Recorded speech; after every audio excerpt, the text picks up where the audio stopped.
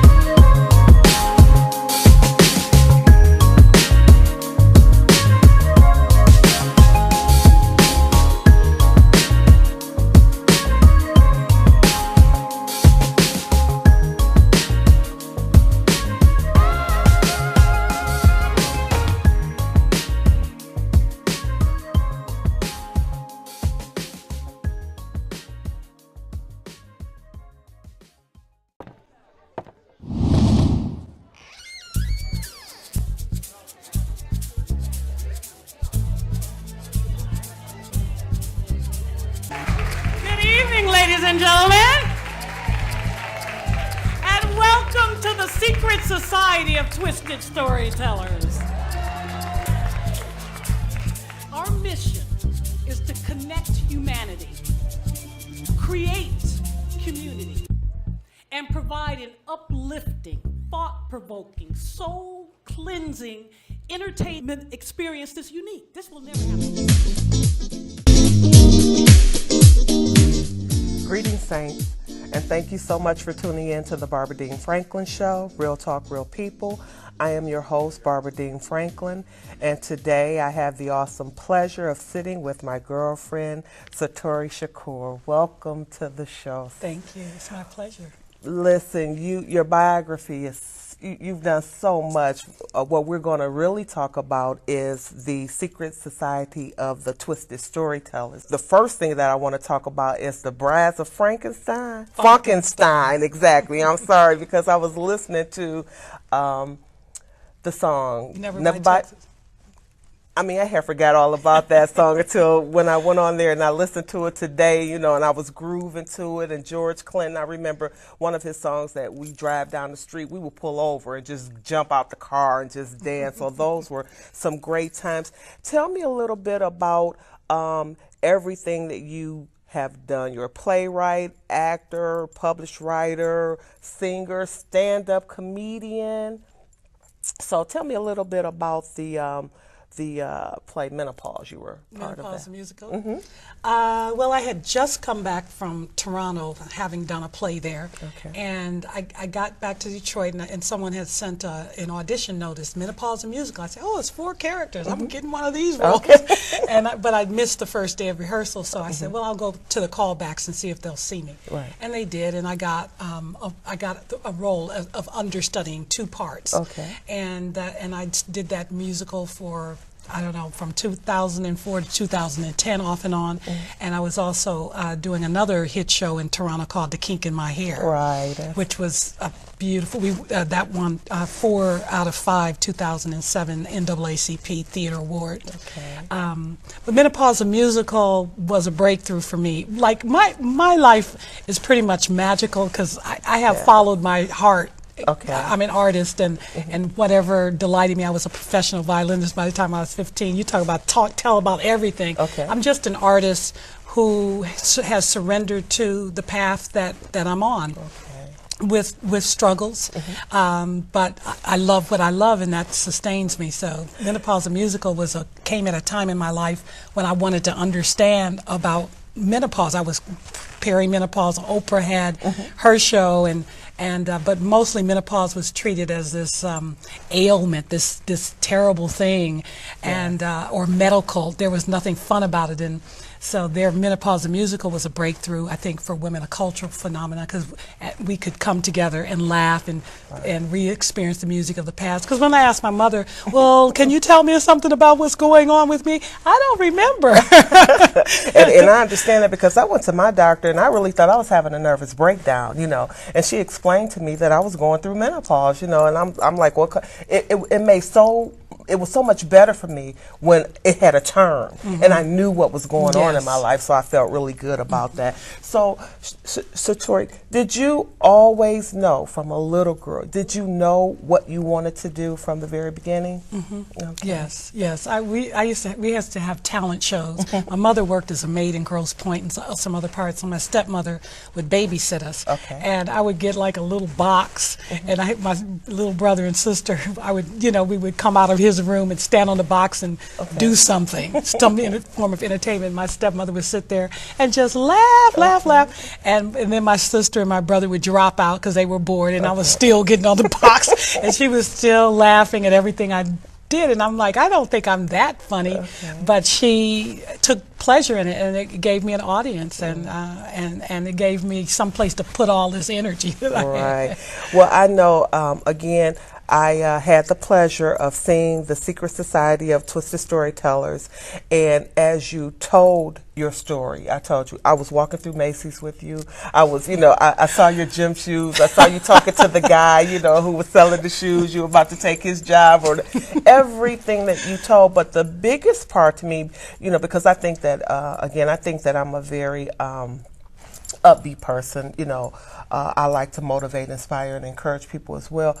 But when I left there, I was so inspired. I was so motivated by what I saw, the story from you, the story from Gigi, the story from Mildred, about, everything that you went through and how you got and found your happiness, your passion, what it was that you wanted to do. I was really inspired by the stories that you guys told. I was really excited, just left there with a new feeling like, yeah, I can do this, I can do this. So tell me how the Secret Society of Twisted Storytellers came about. Well, I don't know whether you've heard of The Moth. No, I hadn't. Well, The Moth, www.themoth.org. It's a organization dedicated to the art and craft of storytelling. And it's a storytelling show. Okay. And it's a main stage event, and they bring storytellers from all over the country to tell their stories on a theme.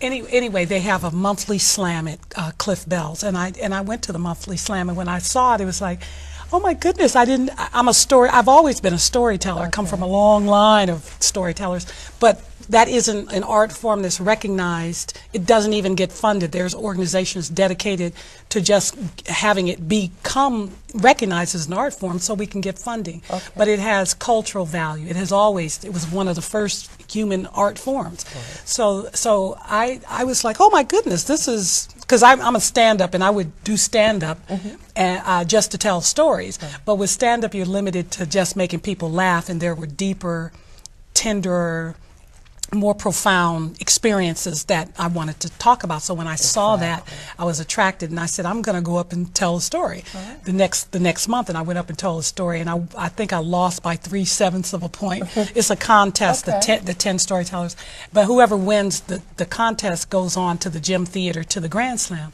So I said, well, when I finish this play, was doing a play at Meadowbrook, I'm going to come back here. Came back, and I won. Right. So I went to the Gym Theater, and I in between that time, the story I told about Macy's happened. Okay. It was May, and last year, and I was moving out of my loft, and I was going through which should I choose, and I didn't get the job at Macy's. And I told my girlfriend, she was laughing. She called me 3 days later, and she said, "You have to tell that story." She says, "I told 3 people that story, and they all laughed, and that was me telling your story." Right. And I was kind of like embarrassed to tell a story, because you think about yourself and all that you've done. And then you're going to be, now you got to take a low-paying job, give up your dreams to survive. And I said, I bet I could tell a story about not getting a job at Macy's and get paid more for it. Exactly. And so I went to the Gym Theater to tell the story. I thought, well, maybe somebody out there will hear the story and give me a job in a health food store, something that wouldn't rob my soul. And the Moth came up to me and said, hey, would you like to host our new slam in Ann Arbor? Yes. Okay. And then a week after that, listen, would you like to tell a story on the main stage of the Fillmore next, and I said, in November, I said, oh, yes. So I went to the Fillmore and told another story about losing my mother and my son, and how I found I found my way there, how I found my way through grief and to a moment and an experience that completely elevated me out of that to where I am now, where who would know? I want to tell people that grief, you must go take every single crawling step. Because on the other side, the people that you're grieving, that you lost, are there, and they're saying, we're proud, and you have a purpose. You didn't lose us to just have us be lost. So I told that story, and it rippled.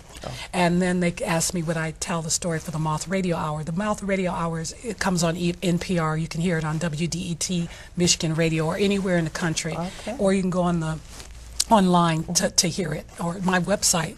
But it is it's on the Moth Radio. It's a Peabody Award-winning show, and there my story is, and I get emails and letters all the time from all people from all walks of life, even from around the world. We heard your story. We're so encouraged by it. Made me cry, made me laugh. So I took a journey with the Moth. I went to New York to perform the story. Then they asked me would I do it again in Boston, because all the PRX people were there. And I told the story in Boston. After that, they asked me would I host. I'm a host and host the Michigan Theater and the Intersection in Grand Rapids. And then I went to New York to host the season premiere of the Moth. So when I walked out on the stage in Boston, somewhere in the middle of that story, and as I was standing there, I knew this was my purpose in life. I didn't know what I was going to do with it. I just knew that somehow storytelling was what was given to me to heal, to heal, and so I just allowed myself to be with that knowledge. And then I'm sitting out in the backyard with a friend, and I said, I want to do a show. I rented a little funky theater. Held 50 people. I said, I don't know what I'm going to do. And I thought, I didn't know what to call it, but I had written a short story some years ago called The Secret Society of Twisted Storytellers, because I had told a story that to me was so risque that I needed to create an audience to hear it. So that's kind of how I got to this, that we have secrets that we can deliver through our storytelling, but those secrets are really access to our own humanity and our own humility, and if we share them, it will touch somebody else and unlock that. Twisted just means human, that we're unraveling ourselves. Now, because when you say that, the Secret Society of the Twisted Storytellers, and you said that for those who want to hear, they come out, you have a community or audience of people. Maybe the Secret Society of Twisted Storytellers is not for everyone, but perhaps for that right one, to come out and to hear your story. Well, it's turning out to be for everyone who comes enjoys it. It's I thought about long and hard whether to use the word twisted. Oh, people might think this is, but it's human. It just means very human. And when people come and they sit there because they've never been to a storytelling show, storytelling is basically you're in your kitchen table, you're on the phone with your friends. It's not presented as art where you stand there and it's crafted into a story, a story that moves people, takes them, like you said, I saw you. I did. And when you go through it, you get free like the storyteller gets free. So and to share it in community with everybody else, laughing and not breathing at the same time and breathing. It's really a ride. And we went from 50 seats to we did a fundraising event for Planned Parenthood. That was 225 seats. And so everybody that comes to see it comes back to see it. And I understand and they change places. They are in the audience and now they're on stage telling the story. So if you want to tell a story, please inbox me, www.secretstorytellers.com.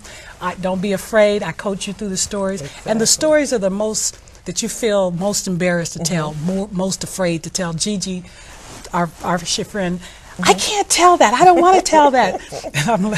But that's the one. Well, with Gigi, when I started, I said that I wanted to spotlight people that were doing positive things in the city of Detroit, blah, blah, blah. And I asked Gigi, I said, why don't you come on the show? She was like, really, I'm kind of shy. I was like, come on. But I say that all the time to people that I'm shy, and people don't believe that. So I did understand, So it did me really great to see her up there on that stage. She did an awesome job, but she has so much power anyway, and telling telling stories, and just the way she can make something so funny, you know, it could be just whatever, you know. When Gigi says it, it's like E.F. Hutton, you know, everybody listens to it.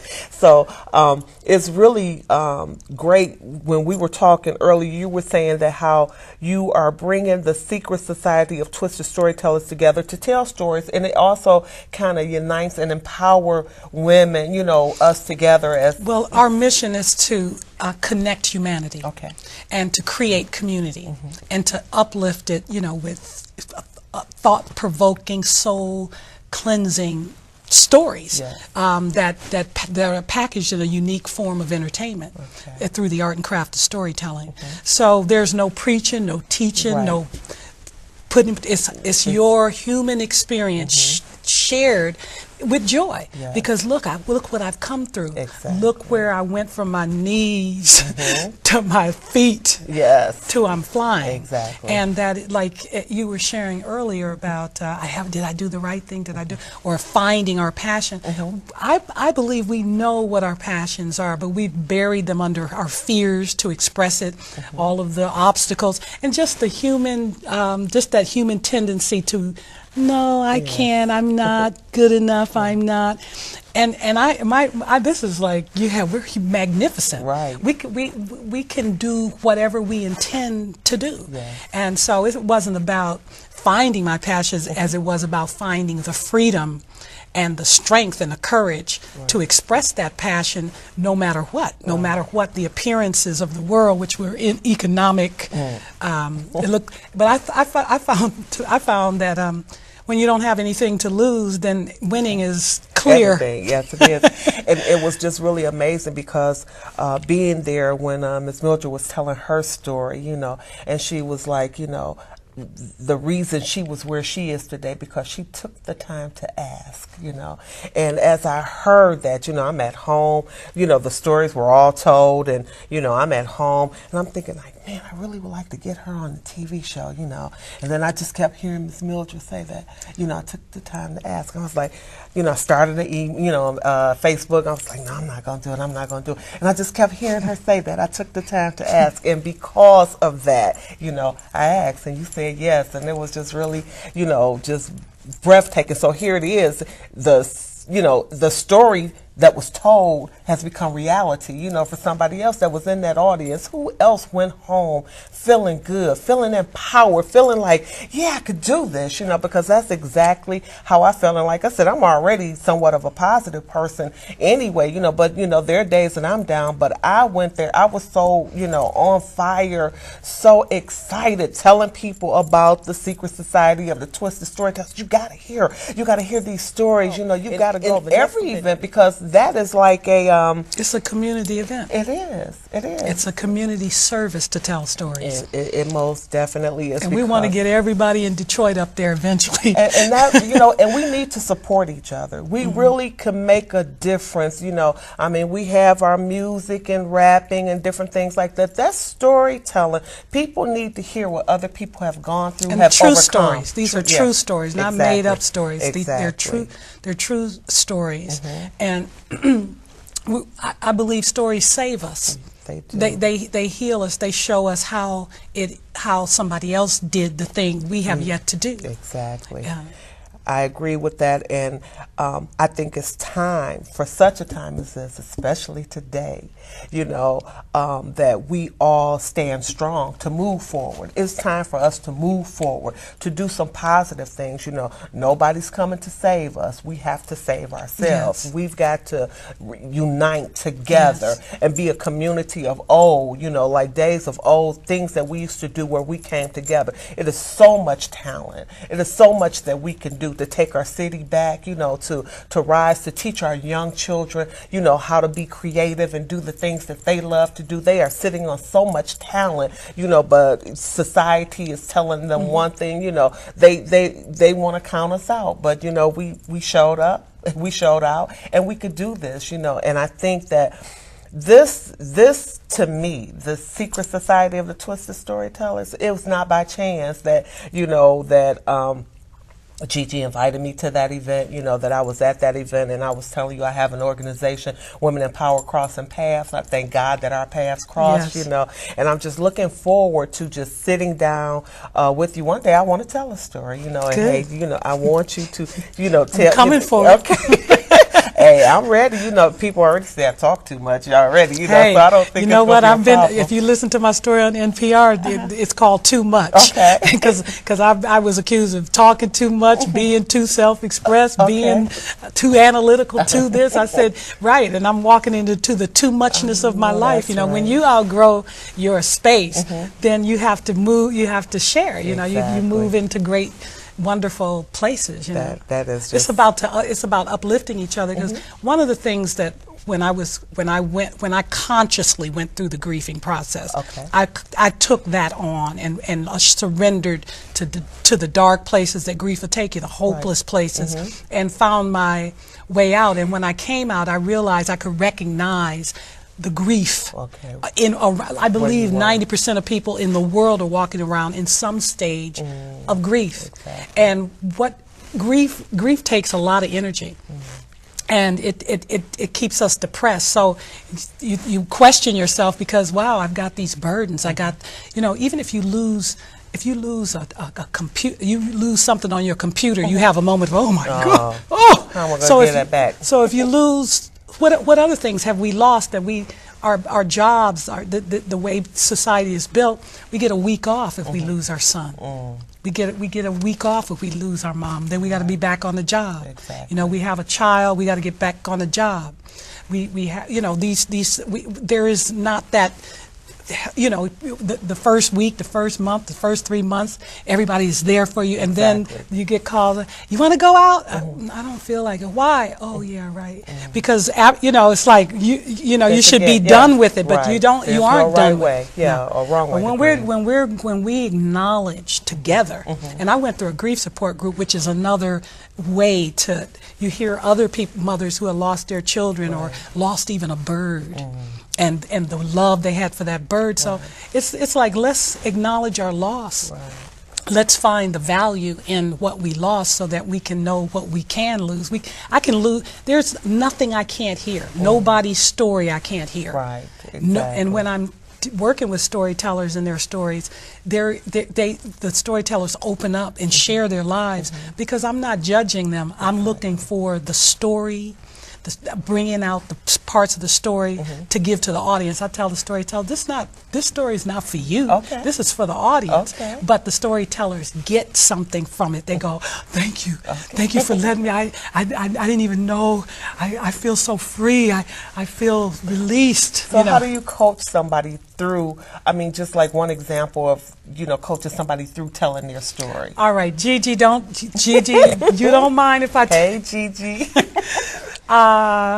For the Planned Parenthood event, I booked Gigi, and the theme was stories from life surprises. And Gigi, I said, well, let me hear some stories that you have. And I said, well, that's not a story yet.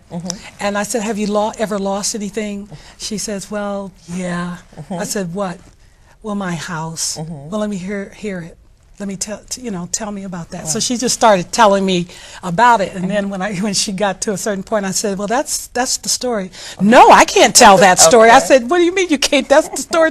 Oh no, I can tell anything but that. I don't want people to know my financial business. I said, "This is not your financial business. This is human financial business." The stats on people who have lost their homes. Okay, you. I said, and so she says, "Well, I can't even drive by my house. I can't even drive by for 10 years." I said.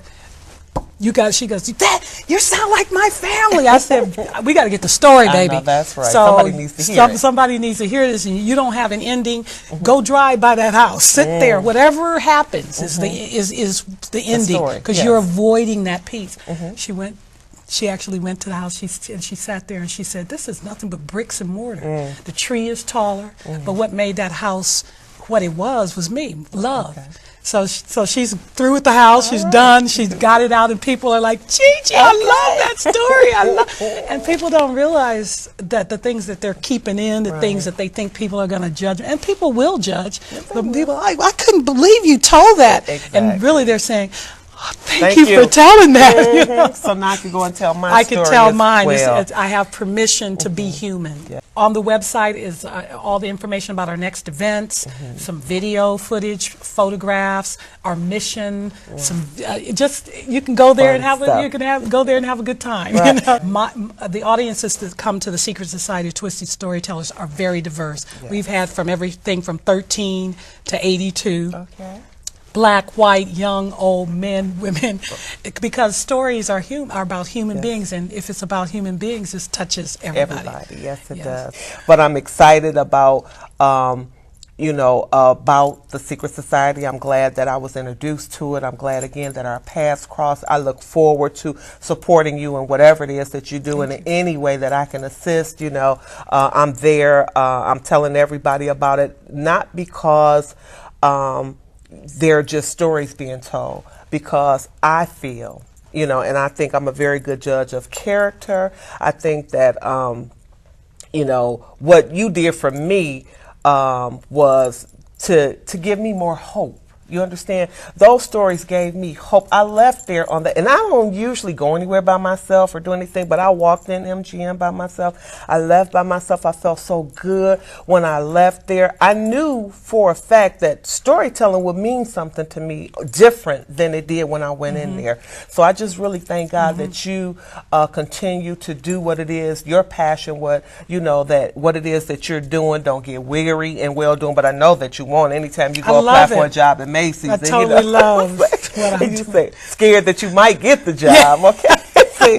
So that really makes all the difference in the world. But I think that you want to tell people who may be looking and listening that, I think you've said it all, and almost everything you said about grieving and just different things. But somebody's out there who needs a little hope today. Somebody is out there that's going through something, and, we've been through some things. So what do you tell that person about not giving up, about keep dreaming their dream, about keep fighting the good fight? What do you say to them?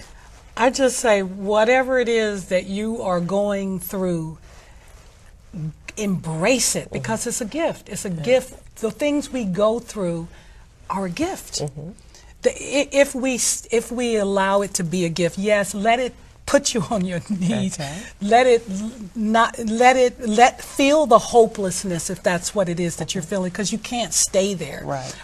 Our human spirits don't allow us to just stay there. And one of the reasons I'm doing this, I want to let people know that if you come to a Secret Society of Twisted Storyteller event, it is real. Yes. You were there, you hear, I'm not a cursor person, right, but I tell the story. Yes, I tell the story, and I use the words that best convey that story. Gotcha. But what I have a gift to do is make people laugh. Right. And laughter is an immediate health benefit. Yes, so come get your benefit. Exactly. And all I can say is allow yourself to go through it, but don't go through it by yourself. Exactly. Share it. Tell your story about it. Exactly. Listen to other stories about it. Exactly. I truly agree with that. And again, I am looking forward to November the 16th. Yes. I thank you so much for taking the time out of your busy schedule to come and sit with me. So guys, go on Facebook. You have a Secret Society. Friend me on Facebook, Satori Shakoor, S-A-T-O-R-I. Shakoor, S-H-A-K-O-O-R. Sounds like Tupac Shakur, spelled different. S-H-A-K-O-O-R. You friend me. I invite you to the event, and you'll get all the posts and all the video and all of everybody's excitement about it. And I truly believe that you will not regret it. So to my fans, to my public, to the people who watch this show weekly, I thank you for your continued support. I truly appreciate you taking the time out of your schedules to look at the information that I try to bring you weekly, that I hope will be a blessing to you. I definitely know that if you go to the Secret Society of Twisted Storytellers event, your life will never be the same. It will give you hope. It will encourage you. It will lift you up. It will inspire you. So make sure that you try your best to friend Satori. And so I'm going to end my show as I always do each week, telling you from my beating heart to your beating heart, I love you. You understand? Okay.